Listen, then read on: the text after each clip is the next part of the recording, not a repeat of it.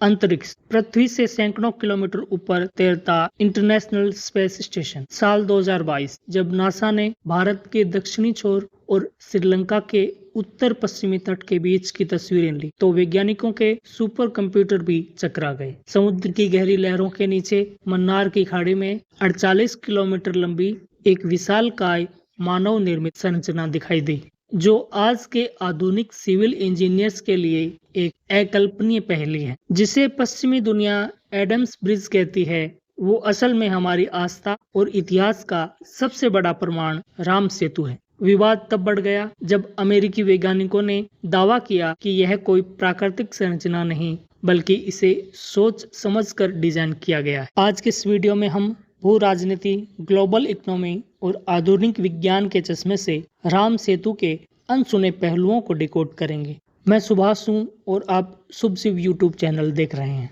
जब इस संरचना पर गहराई से भूवैज्ञानिक रिसर्च हुई तो विज्ञान के सामने एक ऐसी थ्योरी आई जिसने डार्विन और मॉडर्न साइंस की टाइमलाइन को ही बदल दिया। मरीन आर्कियोलॉजिस्ट ने जब समुद्र के नीचे से राम सेतु के पत्थरों और वहां की रेत के सैंपल लिए कार्बन डेटिंग पद्धति की तो एक अद्भुत विरोधाभास सामने आया। रिसर्च के मुताबिक वहां मौजूद रेत लगभग 4000 साल पुरानी है, लेकिन उस रेत के ऊपर जो विशालकाय पत्थर रखे हुए हैं उनकी उम्र 7000 साल से भी ज्यादा है। प्रकृति का नियम कहता है कि जो चीज नीचे होगी वो पुरानी होगी और जो ऊपर होगी वो नई होगी, लेकिन राम सेतु के मामले में पत्थर पुराने हैं और नीचे की रेत नई है। इसका सीधा और वैज्ञानिक मतलब यह है कि इन पत्थरों को कहीं से लाकर इस रेत के ऊपर व्यवस्थित तरीके से बिछाया गया था। विज्ञान हैरान है कि आज से 7000 साल पहले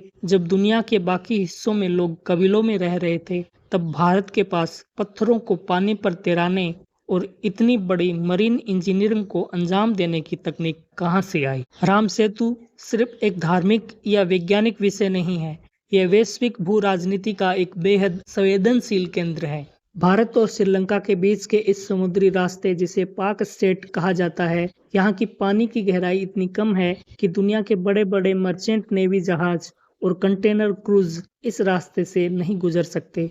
परिणाम यह होता है कि अगर किसी जहाज को भारत के पश्चिमी तट से जैसे मुंबई से और पूर्वी तट यानी कि कोलकाता की तरफ जाना हो तो उसे पूरे श्रीलंका का चक्कर लगाकर और घूमकर जाना पड़ता है। हिंद महासागर में चीन की बढ़ती दादागिरी और श्रीलंका के हम्बनटोटा पोर्ट पर उसके कब्जे के बाद यह राम सेतु भारत के लिए एक नेचुरल डिफेंस बैरियर का काम करता है, जो दुश्मनों के बड़े युद्धपोतों को भारत की समुद्री सीमा में घुसने से रोकता है। साल 2004-05 में भारत सरकार ने एक योजना शुरू की, सेतु समुद्रम शिप चैनल प्रोजेक्ट। इसका उद्देश्य था राम सेतु के बीच के कुछ पत्थरों को तोड़कर या खोदकर वहां एक गहरा समुद्री रास्ता बनाना, ताकि अंतर्राष्ट्रीय जहाजों को श्रीलंका का चक्कर न काटना पड़े। दावा किया गया था कि इससे भारत हर साल करोड़ों डॉलर का ईंधन बचाएगा और व्यापारिक जहाजों का सफर लगभग 30 घंटे कम हो जाएगा।